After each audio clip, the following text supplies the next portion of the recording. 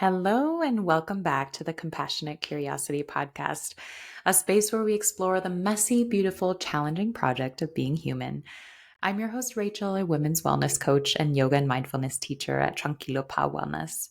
And here in this space, we dive into the stories we carry about food, movement, our bodies, stress, and self worth, sharing tools, reflections, and lived experience to help you soften the pressure, reconnect with your body, and create more space to breathe, rest, and just be, all guided by curiosity and grounded in compassion. And I'm so glad to have you here with me today. Today, we have another quick shifts episode, which means it's short, grounding, and something you can turn to anytime you need a reset. So, in our last episode, which I'd encourage you to go back to and listen to if you haven't already, we explored what it really means to rebuild body trust. We talked about how that trust gets disrupted and how, with compassion and curiosity, we can begin to return to that innate trust and wisdom within us. And we also explored two practical tools: body check ins and getting curious with your cues.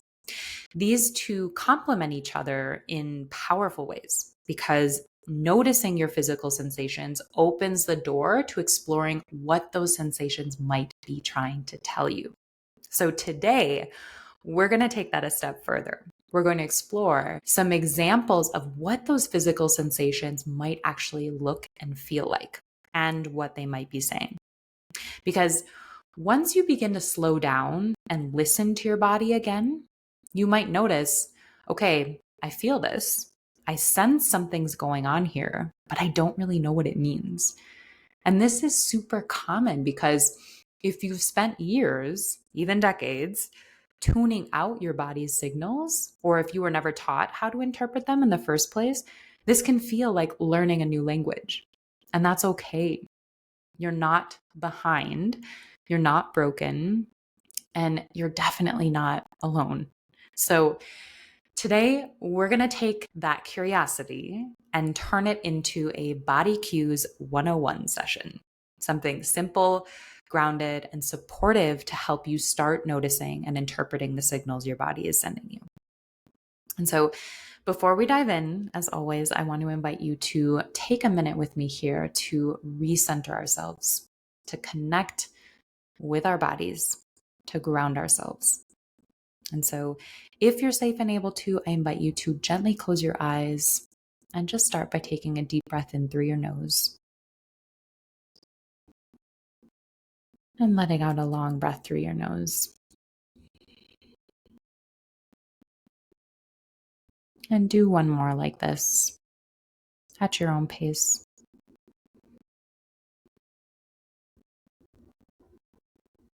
And then just let your breath fall into its natural rhythm, however that is right now.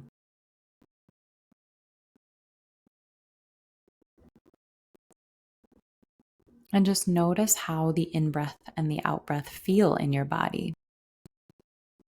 What is going on in your body as you breathe in and out? Maybe you notice some expanding, some contracting, some lightness, some heaviness, some tingling, some pressure. Just noticing.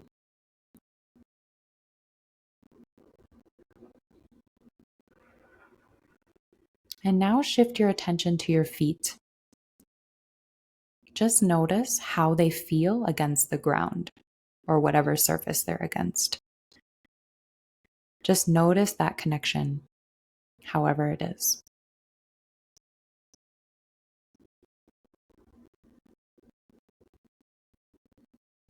And then let's take one more deep breath in through the nose and release a long breath out through your nose. And when you're ready, gently opening your eyes and letting the world back in. Thank you so much. Okay, so let's start here. Your body is always communicating with you every single day, not in words, but in sensations. And these are called body cues, or what researchers refer to as interoceptive signals.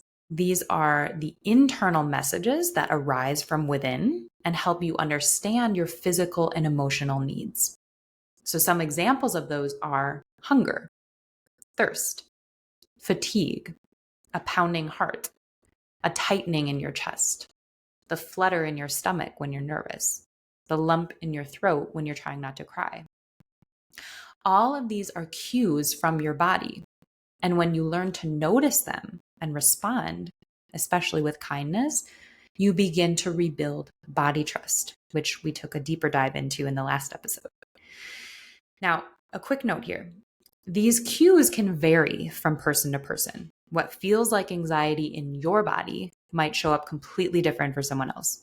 There's no one size fits all version of what your body should feel like.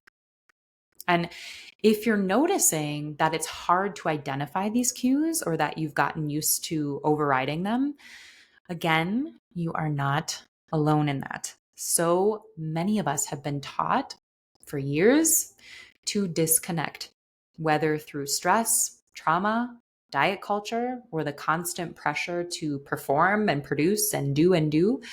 We're often told to push through, suck it up, skip meals, skip rest, and ignore our needs. And then when that's on repeat, that constant override can numb us to our own internal signals. But the awareness you have now in noticing something that feels off or that you'd like to feel more in tune with your body is the first step. So today, I want to help you to start that reconnection process. We're going to walk through 5 common types of body cues, and then I'll offer a few gentle ways to start tuning into those so that you can start to understand your body's language with more ease and more compassion. So, the first category of body cues that we're going to go into is hunger and fullness. Probably the most talked about body signals, but also some of the most misunderstood. We're often taught that hunger means a growling stomach, but that's just one cue and often a later one. Other signs of hunger might be feeling lightheaded, feeling irritable, foggy, restless, or distracted. And fullness can show up as a soft sigh, a subtle loss of interest in eating, a sense of slowing down, or gentle stomach expansion. Feeling stuffed is a cue too, but often it's one of the later signals, not an early one. The key here is to start noticing and responding before those extremes, not because you're doing something wrong if you miss the early cues, but because responding earlier tends to feel more gentle and more supportive to your body.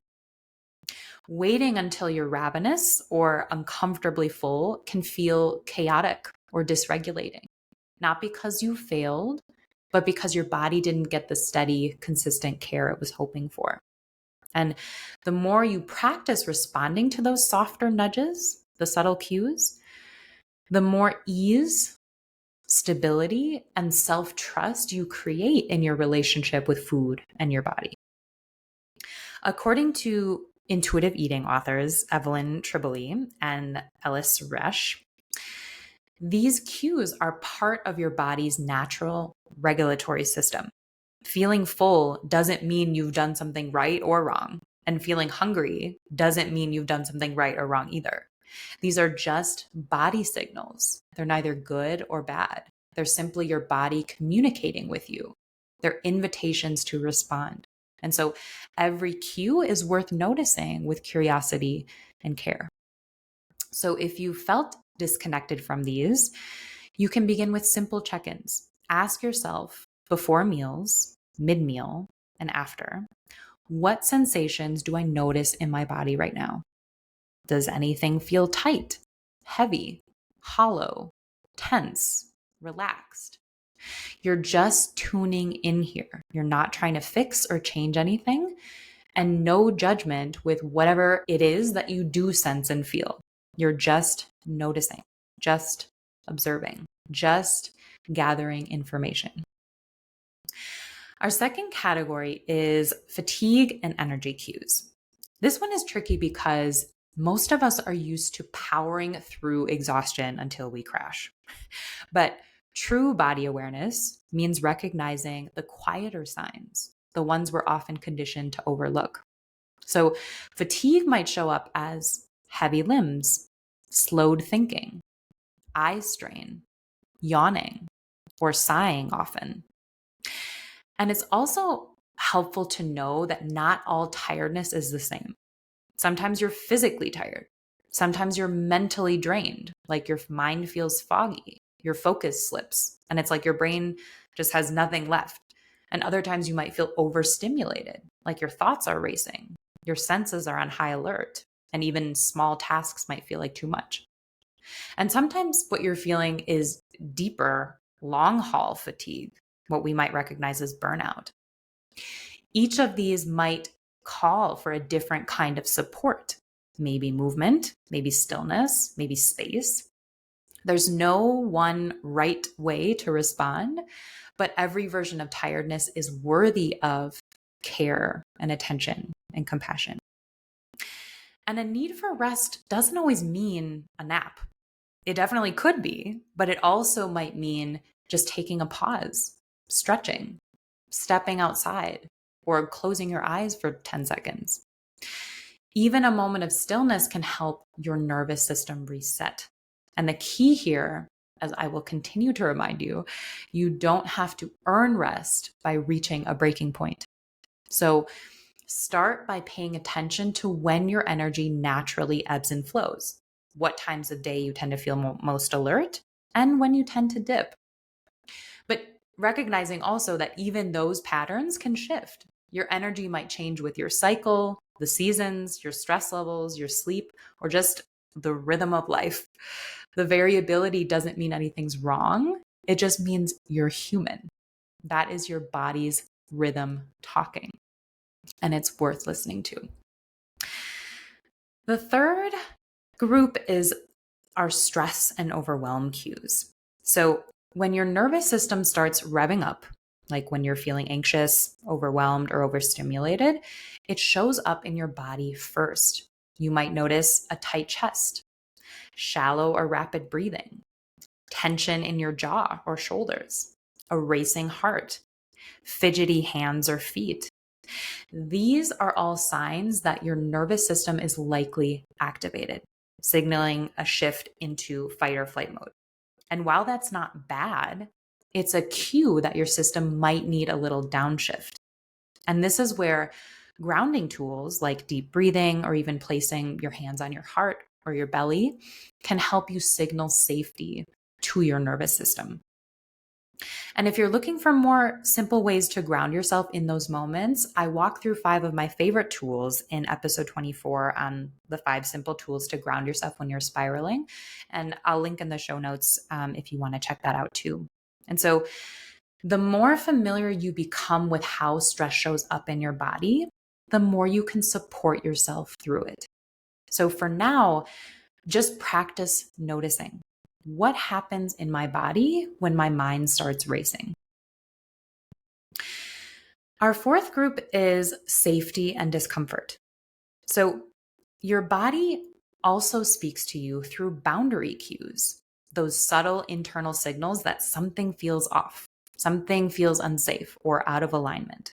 For example, a sudden pit in your stomach, a tightening in your throat, a rush of heat in your chest, shallow breathing, a strong urge to withdraw or shut down. For example, maybe you've walked into a room and immediately felt you wanted to leave. Or you had a conversation where your shoulders tensed without you realizing. Or you've gotten a weird feeling in your gut about a situation, even if everything looked fine on the outside. Even if everything looked fine on the outside, your body was picking up on something: tone, energy, dynamic, or past experiences resurfacing. That is your body cueing you to check in. Those sensations are your body's way of telling you something here doesn't feel quite right. And they don't always mean danger. Sometimes they're signaling discomfort, sometimes they're surfacing old patterns, and sometimes they're reminding you to pause, reassess, or create space. You don't have to analyze them deeply right away or know exactly what it is that they're telling you. Learning to trust these nudges often takes time because we're often taught to dismiss these feelings, especially if they're not rational. So it makes sense that it might feel hard to interpret them now. But that doesn't mean the signal is wrong. It just means you're relearning how to listen. Your body is wise. It picks up on things your thinking mind might miss. And when you learn to honor that wisdom, you begin to create a sense of safety that comes from within. So just begin to notice when I feel that tightness in my chest or gut, what's happening around me? Even simply acknowledging the sensation is a powerful act of self-trust. And our last group here is emotions. Emotions aren't just thoughts or moods. They're full body experiences. As Joe Dispenza says, emotions are the language of the body, meaning that thoughts may be the language of the mind, but emotions speak through sensation. They live and move through our physiology. And each emotion carries its own physical fingerprint. That means every emotion tends to show up in the body in a particular way through sensations like tension, heat, heaviness, fluttering, openness. It's like your body's unique way of signaling what you're feeling even before your mind puts a name to it. So they're not just concepts, they're felt experiences. So for example, sadness might feel like a heaviness in the chest or a lump in the throat. Anxiety might show up as a flutter in the stomach, jittery hands, a tight jaw. Joy might feel like expansion, lightness, warmth, or a lift in your posture. Anger could be heat in the face, clenched fists, an urge to move.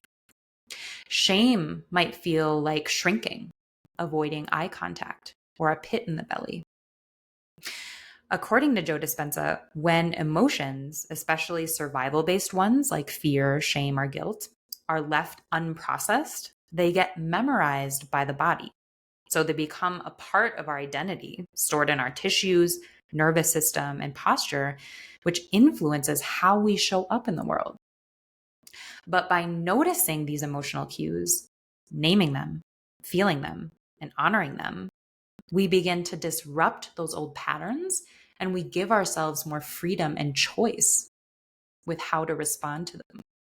So you don't have to analyze every emotion or trace it back to its origin, but simply acknowledging what you feel in your body builds self-awareness. And that helps you respond with a sense of groundedness rather than reactivity. And the more you build that awareness, the more you strengthen the connection between your body and your emotional world, which is where presence and healing and trust really begin to take root and flourish. So there are our 5 common categories of body cues that give us a better idea of what to look and feel for. So now, how do you actually start tuning in? Let's look at 3 quick ways to help you shift and tune in. The first one is the 3-breath pause. All you are doing here is taking 3 intentional breaths, slow, steady, and without needing to change anything. This helps anchor you into the present moment and bring your attention out of your thoughts and back into your body, into sensation, into presence, into what's real right now. And after the 3rd breath, simply ask yourself, what am I feeling in my body right now? And sometimes it's overwhelming to know where to start in your body. So you can try starting either at the top of your head or at your feet, and then just gently scanning your body up and down or down and up and just noticing. You're not looking for a big answer here. You're not forcing anything. You're just tuning in. Noticing is enough. Number 2 is the wake up sensation scan. So when you wake up, before you reach for your phone or even sit up in bed, give yourself 1 minute to check in with your body. Let your attention gently move through your body from head to toe or toe to head, just like the 3 breath pause, and ask, what do I notice right now? You might sense warmth, tension, stillness, tingling, stiffness, or nothing at all. Again, you're not trying to change anything here. You're just waking up with your body instead of jumping straight into your mind.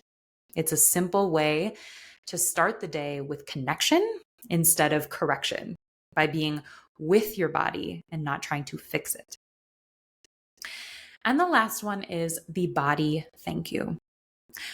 Once a day, ideally after you've eaten, moved, or rested, pause and place a hand on any part of your body that helped you do that thing. So your legs, your belly, your head. And then just simply say, thank you, body. You don't have to feel a big wave of gratitude here. Even a small, quiet thank you can begin to shift the way you relate to your body, from criticism to care, from expectation to appreciation. You're practicing acknowledgement here. And over time, that opens the door to deeper connection with your body, your needs, yourself. So I hope that was helpful for you. And as we wrap up, a reminder that you don't need to figure it all out today. You don't need to decode every signal perfectly. Just start with noticing. Your body has always been speaking, and now you're simply choosing to listen. And that choice over time builds trust, builds safety, builds peace. And so this week, I invite you to choose one check-in point, one pause, one body cue, one moment of connection. Because every time you show up with awareness and compassion, you're telling your body, I'm here, I'm listening, I care. And so if this resonated with you, I'd love to hear from you. What body cues are you starting to notice more often?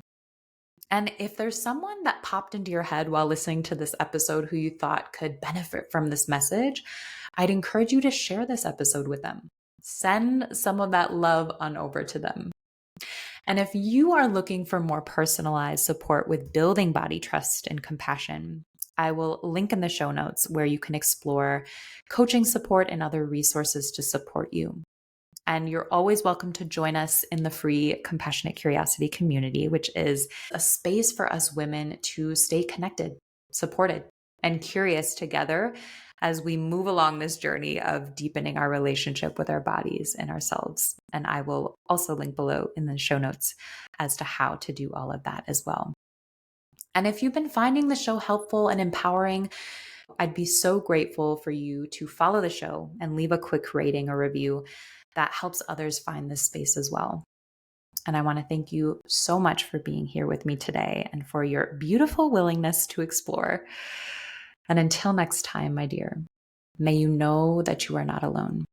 I am here with you. May you be guided by curiosity and grounded in compassion.